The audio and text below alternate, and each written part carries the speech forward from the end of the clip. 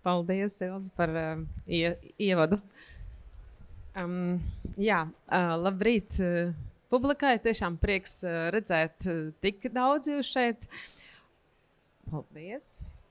Un es, kā jau tiku ievadīta, tātad pārstāvu tā skaitā praktiķus, kas tātad projektē telpas un telpas pieredzes. Un šajā prezentācijā pastāstīšu par to, teiksim, kāda ir mūsu, un ar mums, es domāju, mūsu studiju sampling, kāda ir mūsu pieeja un kas ir mūsu iedvesmas avoti un tas mūsu domu gājiens.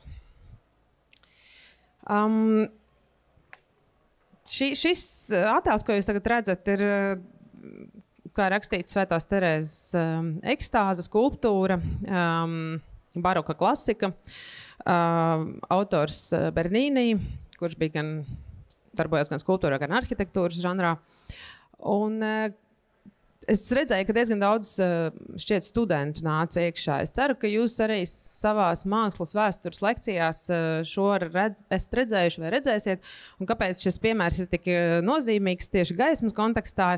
Tāpēc, ka skulptūra iegūst šo savu dramatisko un ļoti emocionāli piesādināto veidolu tieši pateicoties gaismai, turklāt dabiskajai gaismai.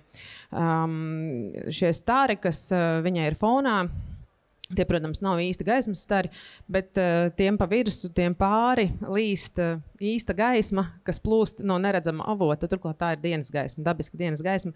Un šis veids, kā vēsturiski dažādos mirkļos arhitekti ir domājuši par to, kā ielaist gaismu un veidot gaismas pieredzes, tas mūs ļoti saista.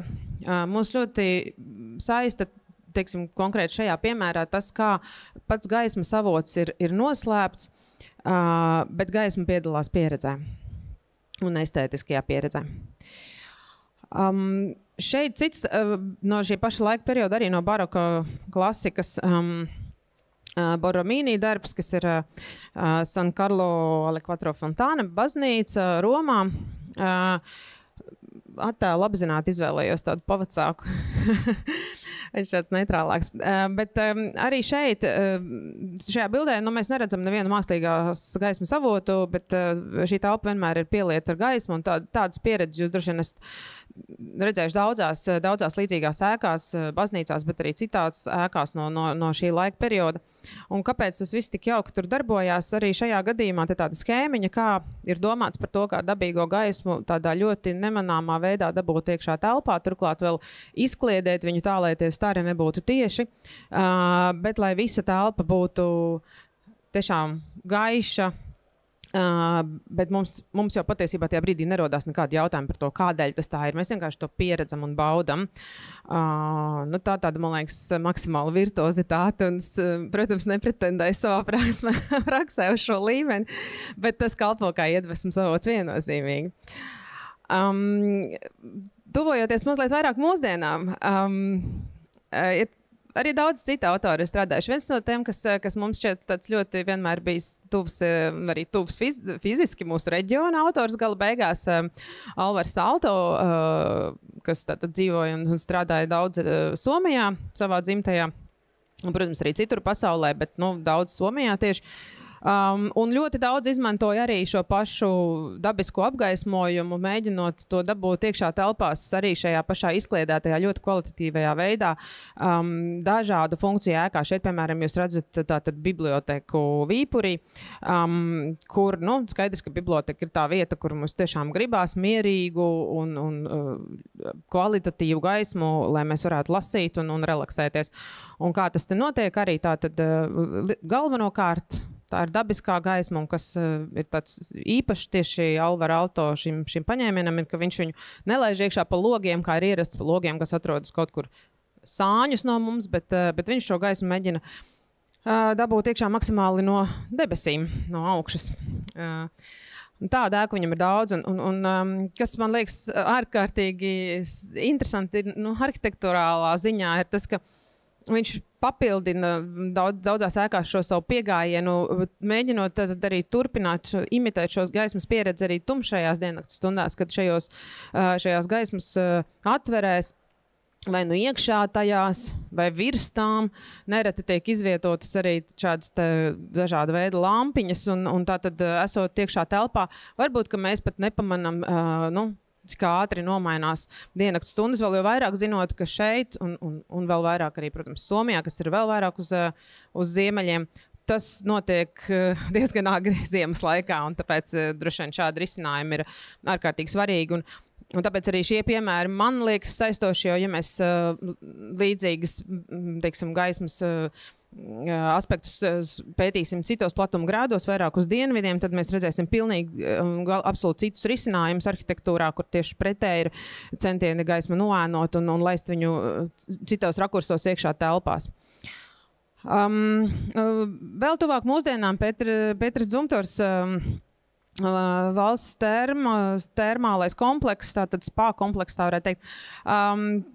Šajā bildē jūs pat neredzat īsti arhitektūru, tik vien kā tādus dažus elementus sētiņā, tur tās pa vidu tās ir lampiņas, un tas ir būtībā tas pats piegājiens, ko Alto piemēroja savās ēkās, tikai šis jau ir krietni tuvāk mūsu dienām. Un ēka ir apakšā, ēka ir zem šī zaļā jumta. Bet tur iekšā izskatās šādi, un mēs redzam, ka arī tātad gaisma ļoti maigi, dabiski plūst iekšā pa šīm it kā šķirbām starp mākslīgi radītajām, bet tomēr klintīm, it kā šo sajūtu mēģinot tā kaut kā tēlēni imitēt to sajūtu, kas mums rastos atrodoties šajās varbūt Alpu kalnos, tajās kalnu aizās, grēdās un tam līdzīgi. Un, jā. Un līdzīgi šādi saudabīgi paņēmieni, kādu gaismu ienes telpā, kas arī varētu būt salīdzinām ar iepriekš jau rādīto Alto un Dzumtoru, piemēram, arī šajā piemērā, kas ir tātad ārstniecības iestādē Bāzelē, Hercogs un de Mērons, slavenais arhitekta birojs, kur jūs redzat uz jumta, tur tādi bumbulīši. Un kā tie bumbulīši izskatās iekšpusē, man liekas, vispār fantastiski, ka pat šī ir tātad viena no palātām, kur ir arī parasts loks, jā, ar izēju uz balkonu, bet šis bumbulis, kas būtībā tāds kā tāds gaismas piliens mums... Gandrīz imitē sauli. Jā, gandrīz imitē sauli, un acīm redzot arī, pateicoties visai šai struktūrai, arī viņu izplata telpā citā veidā, nekā tas būtu, ja viņš tur nebūtu. Lūk, un šajā pašā ēkā, piemēram, arī šāds peldbaseins, kur arī, man liekas, tik ļoti šī noskaņa ir tāda misticiska pat gluži vai, un arī tikai tāpēc, ka gaisma faktiski primāri ieplūst pa šīm gaismas atverēm, kuras nav ne logi, ne arī apgaismas ķermeņi, bet tomēr mums ir šī pieredze fantastiskā. Un ja vēl mēs iedomājamies, ka tas viss ir plānots rehabilitācijai, tad es domāju, ka šī gaismas pieredze absolūti palīdz arī fiziskajai rehabilitācijai, ne tikai mentālajai. Jā, un tad... Kā pēdējo piemēru no vēstures arī, kas mazliet raksturo šo mūsu pieeju, kas varbūt nav tik ļoti specifiski saistīts ar gaismu primāri kā ideja. Šis vairāk ir tāds kā mākslinieciskas performances, instalācijas, ja tā to varētu saukt, autors Gordons Mataklārs, kurš dažādās ēkās, vecās nelietojumās veidoja atvērumus primāri, lai piedāvātu jaunu skatījumu uz arhitektūru un no tās uz ārpusi, bet noteiktos gadījumos noteikti saistīts ir arī gaismas, ar iespēju ienest gaismu iekšā ļoti negaidītos veidos. Un šeit jau ir attēls no mūsu pašu prakses, un tas ir tas, kā mēs mēģinām arī reizēm ar tādiem ļoti it kā brutāliem paņēmieniem pēkšņi dabūt iekšā gaismu. Šis ir attēls no būvniecības procesa, tātad vienā no mūsu projektiem, kas ir aluzdarītava manufaktūra Juglā, kas bija tātad veca manufaktūras ēka. Šādi izskatījās iekštelpas, apmēram tātad tumšs, kaut kāda metāla ražošana tur notika, viss ir gan nokvēps, nenokvēps, bet var melniem putekļiem. Un Un ļoti svarīgi bija ienest gaismu te iekšā arī, un dabisko gaismu. Un te mēs redzam skatus no būvniecības procesa, kad šī gaismas ienešana notiek. Mēs atklājam pēkšņi kreisajā attēlā, ka tur ir aizmūrēti logi. Mēs ņemam un taisam vaļā, un pa labi redz, kur tur arī šīs oriģinālās atveres atvēruma logiem. Šeit pat arī redzēt, kā tas pamazām tiek lupīts nost, un kas tur kaut kad padomju laikos bijis aizmūrēts, jo nav bijis vajadzīgs. Un pamazām šī telpa kļūst aizvien gaišāka, un tas, ko jūs redzat fonā, tas ir tas pats attēls, ko es rādīju sākumā, kur bija pilnīgi melns un tumšs, atliek viņi notīrīt sienas un atvērt vaļā logus. Un arī tas fakts, ka gaismas atveres parādās arī augstāk par šo pirmā stāva līmeni, lai gan tas nav virsgaismas, kā iepriekš rādītajos piemēros, jo šajā gadījumā tas nebija iespējams un piemērots. Tomēr fakts, ka gaisma ienāk iekšā kaut kur no mazliet augstākas vietas, rada pilnīgi citu pieredzi. Šajā attēlā, piemēram, ja jūs pievēršat uzmanību staram, kas līst pāri sienai kreisajā pusē,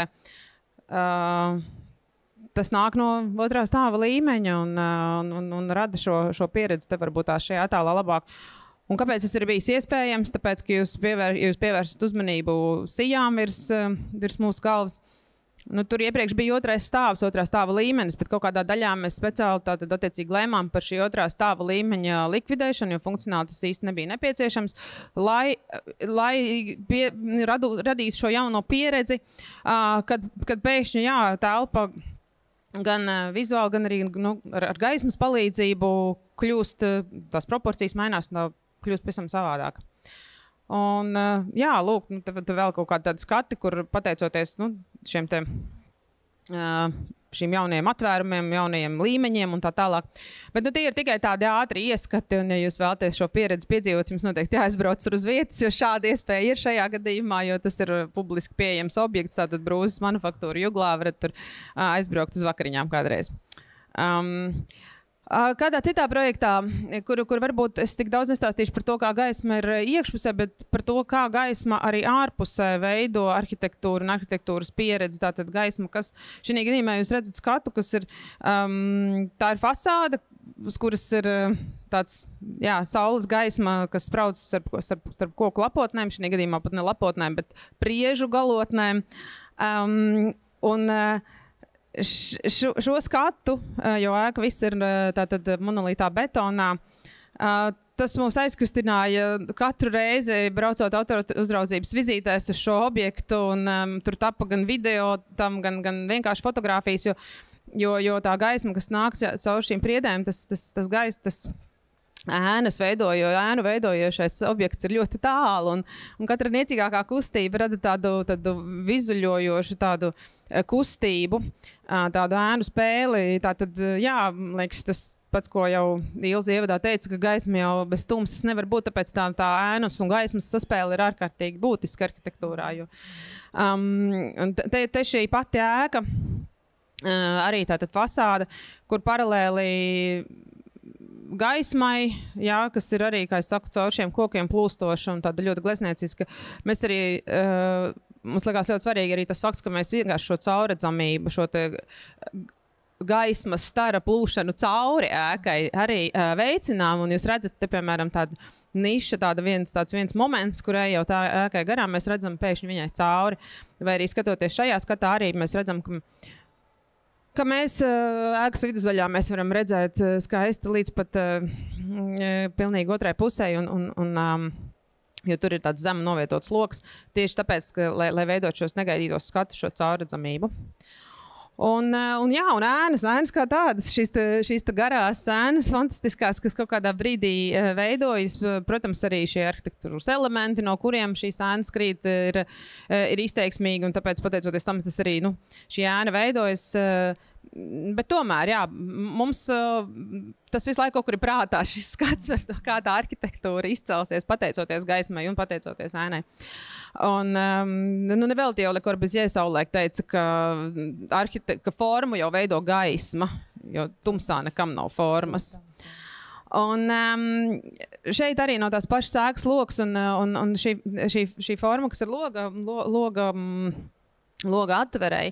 Nu, protams, viņi ir estētiski arī, un skaidrs, ka tur kaut kāda tā argumentācija bija arī tāda, ka vienkārši estētiski, arhitekturāli tas likās interesanti, bet tāpat laikā tas virziens, uz kuru ir šī logaila noslīpināta, ir tas, no kura nāk rīta gaisma. Tātad šī rīta gaisma ieplūdīs kvalitatīvāk vairāk iekšā šajā ēkā pa to logu, vienkārši tāpēc, ka mēs noņemam, jā, to stūri noņemam un noslīpinam ļoti tādā lēzenā veidā. Un te pašā nobeigumā burtiski dažas skices no kaut kādiem šobrīd procesā esošiem projektiem, kuros mēs arī mēģinām turpināt, iedvesmojoties no arhitektūras klasikas, no pagātnes piemēriem, veidot šīs gaismas pieredzes, nest gaismu iekšā pat tur, kur viņa it kā citādi nebūtu iespējama, jo nu, jā, ēkas ir dažādas, pārbūves šobrīd tik ļoti aktuālais, teiksim, tā žanrs, ja to var tā saukt. Pārbūves būs arvien vairāk nepieciešams, un pārbūvēs mēs nevaram varbūt ielikt to logu tur, kur mums gribētos, un tad nu, mums ir jāmeklē radoši risinājumi, kā to izdarīt, kā padarīt izmantojamas telpas jau esošās ēkās, kuras nav bijušas projektētas perfekti priekš, teiksim, dzīvošanas vai strādāšanas. Nu, un jā, te arī vēl pāris attēli arī citos mēdījos, tādā datorvizualizācijas formātā, kur arī tiek testēts tas, kā no dažādām pusēm, no dažādām vietām plūst gaisma iekšā. Šeit arī tās pašas virsgaismas, kā jūs redzat, pašā attēla centrā ir augšā gaisma, tāpēc, ka, protams, viņi varētu nelikt, un, protams, ka pasūtītājiem visu laiku liekas, paši, kā mums tas liekais loks tur ir vajadzīgs kaut kur, tāpat viņu nekur neredzēs, viņš būs kaut kur jumtā, bet tu iesi augšā pa tām trepēm, un tev tur būs gaišs, tev tur nebūs tums šūķītis, un tas, tu pēc tam tur tiešām novērtēs to, ka tu to logu tur ieliki, nu, tā mēģinam, tā teikt, virzīties šajā virzienā un cīnīties un veidzināt izpratni par to, cik gaisma ir svarīga arhitektūrā visdažādākajos aspektos. Paldies! Brīnišķīgi! Paldies, Liena!